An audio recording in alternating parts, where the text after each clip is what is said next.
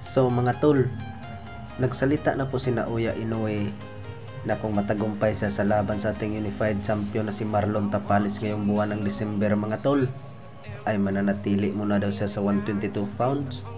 Siya na mismo nagsalita mga tol, ay uubusin daw niya muna ang malalakas sa 122 pounds, sila Janrel Casimero, Murajon Akmadaliyev at Luis Neri, bago siya umakyat ng 126 pounds featherweight division mga tol.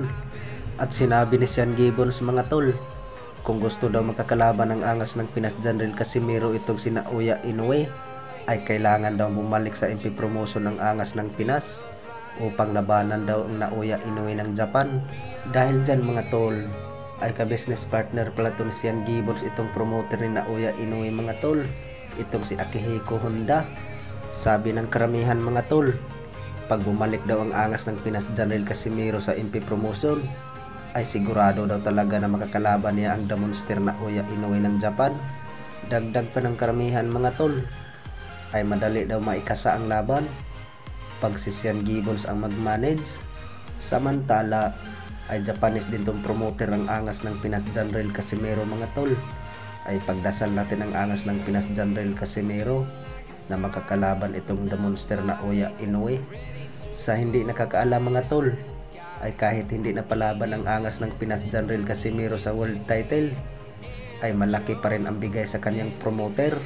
Limpak-limpak pa rin ang salapi na maiuwi ng angas ng Pinas Janrel Casimero mga tol.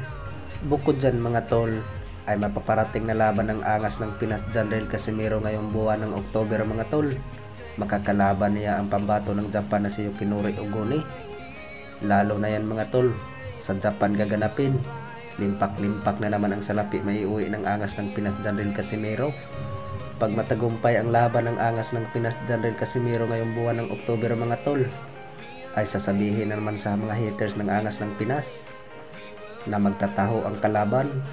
Sa kabilang banda naman mga tol, ang ating pambatong IBF Super Flyweight Jeroen Angkahas ay lalaban sa world title fight ngayong buwan ng November mga tol.